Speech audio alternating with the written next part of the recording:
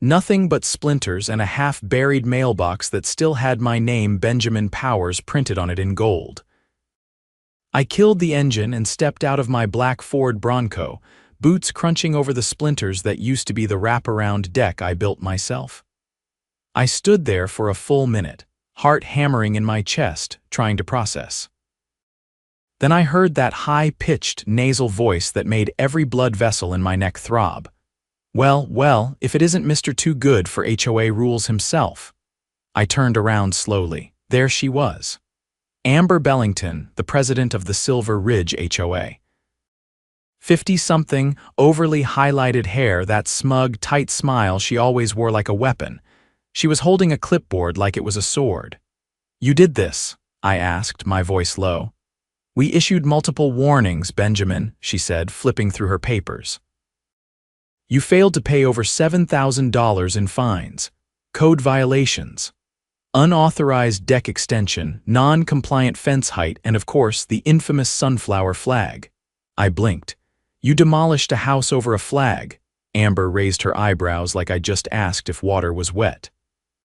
"It was political imagery, against HOA decorum."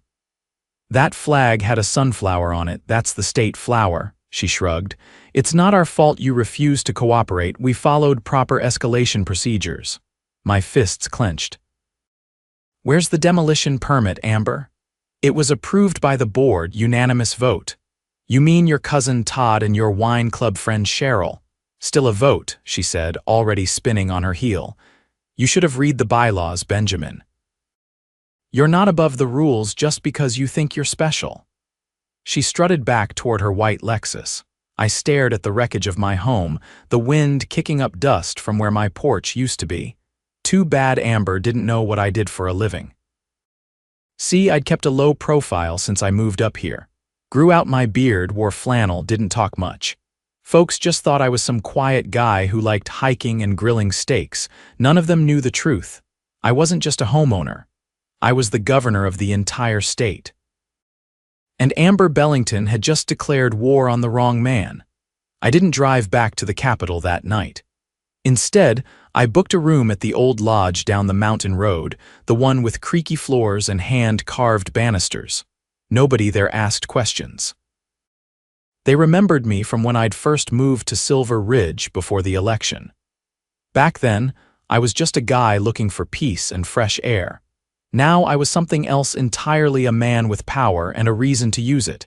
The next morning, I met with the county sheriff. Rick Callahan had a handshake like a bear trap and eyes that had seen too much. He didn't waste time on pleasantries.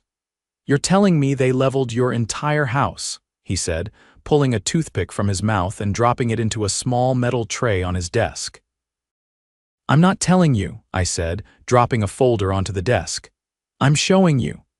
Inside were high-res satellite images from the state's Department of Geographic Information. I'd called in a favor less than an hour after Amber strutted off. The images showed the house standing on Wednesday. Flattened by Friday morning. No storms, no accidents, just a paid demolition crew with a backhoe and no legal permit on file with the county. Rick flipped through the pages, frowning deeper with every turn. "They told us it was an accessory structure, a shed or something, not a residence." "Didn't even go through zoning," he muttered. "They lied," I said flatly. "And that's not a civil issue, that's criminal misrepresentation." Rick sat back, nodding slowly. "You want me to bring them in?" "Not yet," I said. "I want to know who signed off on the crew in the first place, the company. The contract, the payment, follow that money." Rick tapped a finger against the folder. "I'll get my deputy on it, but if what you're saying checks out, this isn't just about some HOA overstepping, this is organized fraud. And possibly conspiracy to commit property destruction," he grunted. "You always did think like a prosecutor." I didn't respond to that. Not out loud. By noon, I was sitting in a folding chair at the back of the community pool house, dressed in jeans and a windbreaker, a state ID badge clipped to my shirt. I didn't announce myself. I didn't need to. The Silver Ridge HOA board was meeting in their usual closed-door fashion. But I'd brought a court order from the district superior judge that compelled them to open the meeting to residents. citing ongoing investigations and the public's right to transparency. The door opened. Cheryl Evans, the HOA secretary, blinked at the sight of me. Her lips parted, but she didn't speak. Just stepped back, letting me walk past her into the room. Amber was at the head of the table, sipping from a tall, insulated cup and scrolling through her tablet. Her heels clicked as she stood, her entire expression flickering for a half-second before she forced it into something polite and tight. "I wasn't aware we had guests," she said. "You're aware now," I replied, walking to the center of the room. "This meeting is now public." "By court order." Her jaw twitched, but she didn't argue, not in front of the dozen residents who had followed me in, whispering among themselves.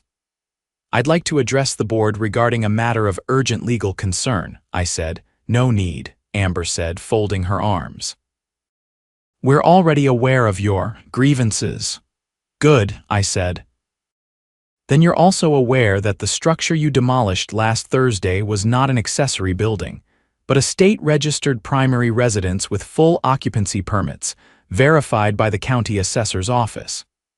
She glanced at Todd, the treasurer, who looked like he'd rather be anywhere else. "You claimed unpaid fines as justification," I continued. "Fines which, according to your own ledgers, were never formally invoiced, never sent certified, and never itemized with applicable bylaw references." Amber shifted. "We have internal processes, not anymore," I interrupted.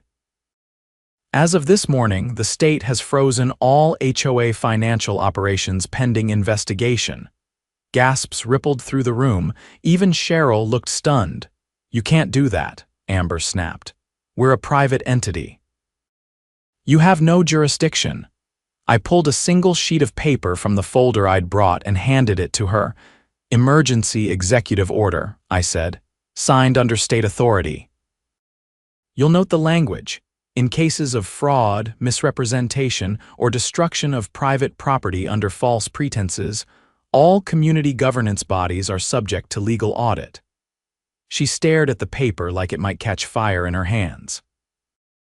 "And just so we're clear," I added, "I'm recusing myself from any oversight role. The State Attorney General's office is assigning a special investigator, independent, neutral." "You're trying to ruin us," Todd muttered. "No," I said.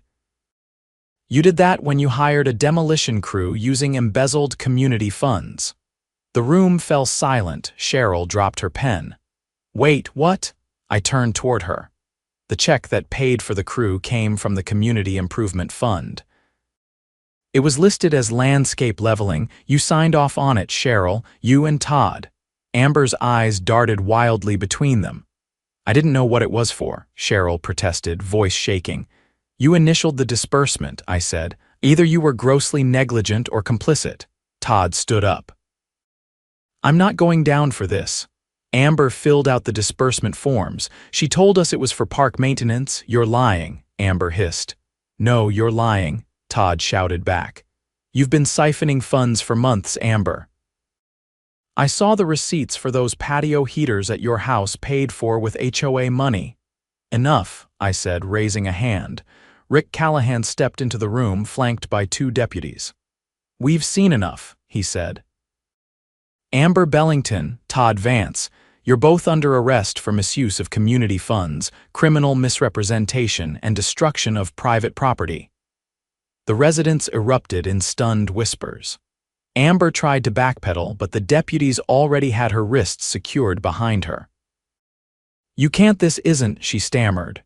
Rick read her rights with the calm detachment of someone who'd done it 100 times. Cheryl slumped in her seat, eyes wide and distant. I walked out before the cuffs clicked shut. I didn't need to see that part. Outside, the sun was climbing high over the ridge. A few neighbors stood near the pool gate, watching everything unfold. One man nodded at me, eyes filled with something I hadn't seen in a while around here: respect. I walked past him without saying a word. There was still a lot to do. But for the first time in weeks, I felt like the mountain might actually be mine again. 3 days after the arrests, I stood in what used to be my kitchen, surrounded by scorched pine needles and fragments of ceramic tile. A forensic survey team was documenting everything, now measuring, cataloging, photographing. One of them crouched near the half-buried remains of a support beam, calling out measurements to another. The bright orange flags marking evidence fluttered in the morning breeze like tiny warnings. The fire inspector, a slate-gray man named Darnell, stepped around a pile of charred lumber. He'd been called in after the sheriff's office found something odd in the wreckage, chemical traces that didn't belong in a standard demolition. "You were lucky to catch this when you did," he said, tugging off his gloves. "Someone tampered with the structure before they leveled it. Accelerants in the floorboards. Looks like they wanted to make sure it couldn't be rebuilt." "Gasoline?" I asked. "Something more exotic, industrial solvent?" "Not something you buy at a hardware store." He gave me a long, meaningful look. "This wasn't about code violations. This was planned. Someone wanted this place erased." I stared at the crushed remains of the fireplace I'd built with reclaimed stone from an old mining town. There was no code infraction that explained soaking a house in flammable chemicals before knocking it down. "Send everything to the AG's office," I said. "Chain of custody, full report." Darnell nodded and motioned to his team.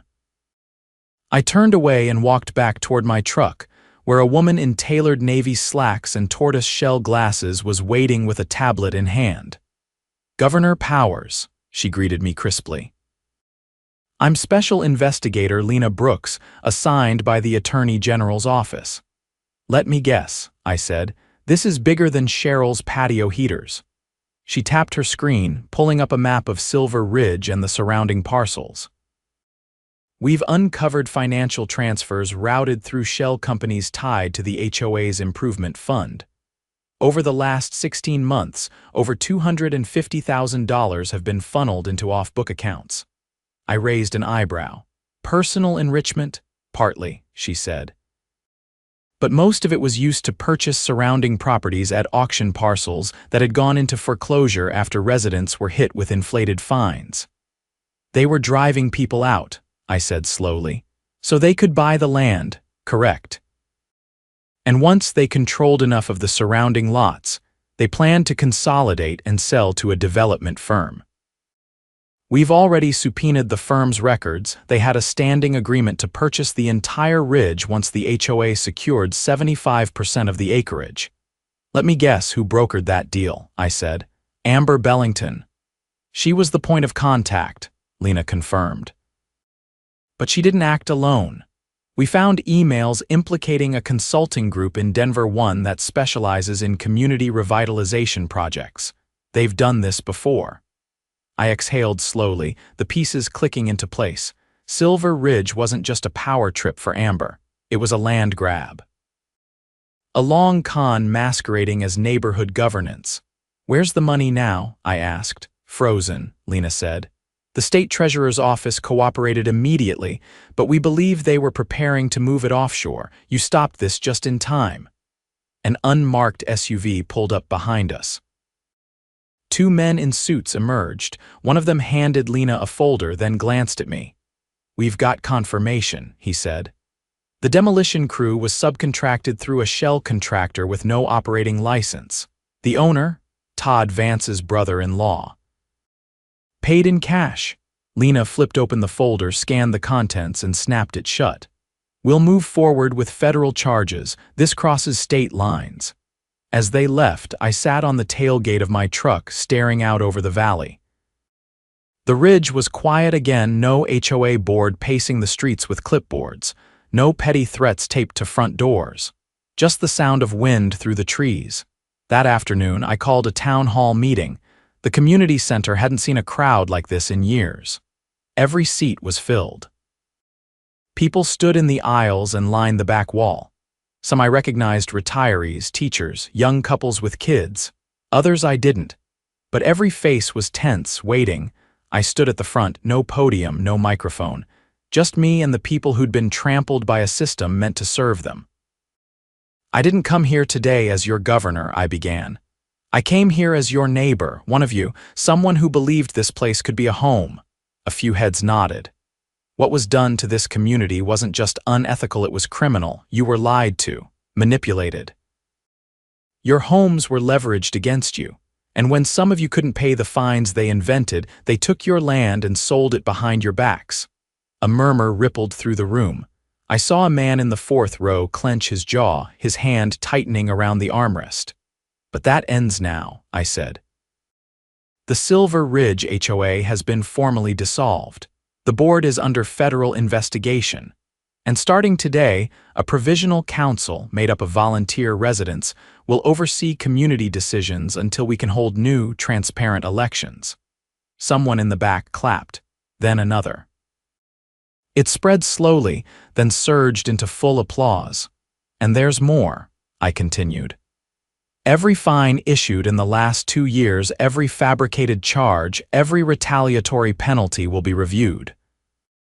If it was illegitimate, it will be voided and refunded. A woman near the front wiped her eyes and whispered something to the man beside her. I know trust doesn't come back overnight, I said, but it starts with truth. And with your help, we're going to rebuild this place, not just the homes, but the principles we thought we were living under. Afterward, people approached one by one offering thanks, asking how they could help. A retired firefighter with a background in construction volunteered to lead the rebuilding of my house. And others who had been forced out offered to testify in court. Later that week, I met with the state legislature's housing committee. We fast-tracked a bill that would place strict oversight protocols on all HOAs in the state, mandatory audits, public access to records, and criminal penalties for predatory enforcement actions. It passed unanimously. By the following month, Amber and Todd were formally indicted on 12 counts, including fraud, racketeering, and destruction of property with intent to defraud. Cheryl cooperated with prosecutors and received a suspended sentence in exchange for her testimony. The developer who'd planned to buy the Ridge backed out. Public pressure and media exposure had scorched their brand. Their stock dropped 8% in a week. As for Silver Ridge, it changed. People who never used to speak to each other now shared tools and built fences together. The new council, made of teachers, veterans, and small business owners, held open meetings, streamed online for transparency. The old fear was gone. I never rebuilt the house the way it was. Instead, I worked with that firefighter and a team of volunteers to design something simpler, smaller. With a deep porch and wide windows facing the valley. Whenever I sat there now, coffee in hand, I didn't think about the wreckage. I thought about what we'd built afterward, a community that finally belonged to its people again. And I made one quiet promise to myself. If any HOA ever tried something like this again in my state, they'd wish all they'd done was break a fence ordinance. A month after the town hall, I got a call from Lena Brooks as I was stacking firewood behind the frame of my new porch. She didn't waste time. We found something buried in the HOA's internal server backups, she said. Encrypted files. Took us a while, but we cracked them this morning. I dropped the bundle of kindling into the crate and wiped my hands on a rag. What kind of files? Audio, she said. Board meeting recordings, not the official ones. These were off the books, recorded on a private device belonging to Todd Vance.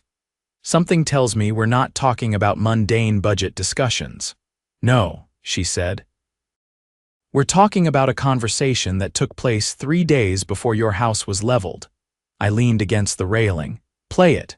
She patched in the file. The audio was grainy but clear enough. Amber's voice came through first, sharper than I remembered. We can't wait for another lien to process. The governor's too high profile. We need a clean break, remove the structure, and bury the paper trail. Then Todd, what if it backfires? Amber again. It won't. The crew's off record, the permits are ghosted. By the time he figures it out, the land's already transferred. Silence. Then Cheryl's voice, hesitant. And if the press finds out, Amber, we'll say it was a mistake, blame miscommunication. He's a politician, he'll want it buried. The file ended there. Lena's voice returned. That recording alone nails conspiracy. But there's more. We found a second file from the following day. This time, it's Amber talking to someone new, male, older, not on any of the board rosters. "Did you get a name?" We ran the voice print. Match came back as Byron Kepler. Ever heard of him? I had. Byron Kepler didn't live in Silver Ridge. He lived in a penthouse suite in Denver and ran a private equity firm that specialized in distressed property acquisition. He was the kind of man who always wore 2 watches and never answered his own phone. Lena continued. He promised Amber a commission 5% of the development deal if she secured the ridge, said she'd get a seat on the advisory board once construction began. She sold out the entire community for a side gig. And a property in Vail, Lena added. She signed a purchase agreement 2 days before the demolition. Cash offer. I looked out toward the tree line. "I want a federal prosecutor on this." "Already in motion," she said. "Kepler's firm is under investigation for racketeering. If we can link him to similar HOA land flips across the western states, we're looking at a criminal enterprise." "Get the IRS involved too," I said. "You know, a man like him didn't report that kind of side payout." After the call, I drove down to the county courthouse. The district attorney's office had already set up a task force to handle the Silver Ridge fallout, but I needed to press one more matter. I found Assistant DA Rachel Perez reviewing a wall of case files in the conference room. Her sleeves were rolled up, and there were color-coded tabs sticking out of every folder. "You think you can bring a RICO charge?" I asked. She turned toward me, eyes sharp behind wire-rimmed glasses. "If we can prove multiple people coordinated with intent to defraud residents and use the HOA structure to facilitate that fraud, then yes. We're almost there. Kepler's involvement gives us the interstate element we need." "What about residents who lost homes due to fraudulent fines?" I asked. "Can we recover any of their property?" She nodded. "Already filed injunctions to freeze all HOA-controlled properties and halt any pending transfers. Once we get convictions, we'll move to reverse the deeds." "Good," I said. "Let me know when we're ready to file." "I want to be there when the warrants are served." It didn't take long. 3 days later, Byron Kepler was arrested at a private airfield outside Aspen. Lena had coordinated with the U.S. Marshals. Kepler had been attempting to board a chartered jet to the Cayman Islands. They found 2 burner phones, a briefcase with currency from 5 different countries, and a flash drive containing a list of other HOA partners across 3 states. Meanwhile, back in Silver Ridge, the residents were rebuilding more than just homes. The new community council had established a legal defense fund for those still fighting to reclaim their properties. A retired legal clerk named Warren took charge of organizing case files, and a local librarian offered space at the library for document scanning and printing. At the next council meeting, I sat at the back, just listening. The energy in the room was different this time, focused, determined. No one was afraid of speaking up anymore. An older man named Hank stood and addressed the room. "I lost my wife's garden. It was the last thing she planted before she passed, and they bulldozed it like it was nothing. But I'm not here to cry about it. I'm here to say I'm planting something new, and I bet I'm not the only one." Applause followed, not loud or flashy, but steady. Earnest. After the meeting, I walked out into the cool evening air and found Lena waiting near the flagpole. "You're not staying for the vote?" she asked. "They don't need me for that," I said. "They've got it handled." She nodded once. "Kepler's arraignment is scheduled for Monday, federal court. He's being charged with conspiracy to defraud, wire fraud, tax evasion, and 4 counts of racketeering. Amber and Todd are both turning state's evidence. Cowards always do when the wall's close in. They're naming names. Kepler's firm had ties to 12 other HOAs across the state. This is just the beginning." We stood for a moment, watching as the last few residents left the building, some arm in arm, others deep in conversation. "Funny thing about corruption," I said. "It's always loud until people start paying attention, then it gets real quiet." She smiled faintly. "You ever think about making this permanent, staying here full time?" I looked up at the stars breaking through the clouds above the ridge. I already did. Over the next few months, the state legislature passed 3 new laws governing HOA operations. Mandatory third-party audits. Public disclosures for all board financial decisions. And the big one, a state-run ombudsman agency empowered to investigate HOA abuse without waiting for complaints. The Silver Ridge case became the model. Kepler's trial drew national attention. Lena testified, so did I. The jury took less than 2 days to convict. He was sentenced to 20 years without parole. His firm was dissolved, assets liquidated. A portion of the proceeds went directly into a restitution fund for the communities he tried to gut. Amber, Todd, and Cheryl were banned from holding any governance position in any residential community for life. Their plea deals included community service, restitution payments, and public apologies broadcast during prime time. The mansion I lost never came back. But the porch I built after stood taller in a way no blueprint could have captured. Every board was cut by someone who lived here, sanded by someone who cared. And when winter came, the fire inside burned steady. One afternoon, as snow began to fall, a boy no older than 10 rode his bike up the gravel path and handed me a folded paper. It was a hand-drawn map of Silver Ridge, the lots, the trails, even the creek. In the corner he'd written, "Thanks for saving our town." He didn't wait for thanks. Just turned and pedaled back toward the road. I pinned that map above my workbench and stood there a while, watching the snow gather on the windowsill. They tried to take everything. But in the end, they gave us back something better, a reason to fight, a reason to stay. And a reason to believe that no matter how far corruption reaches, there's always a way to cut it down root and branch.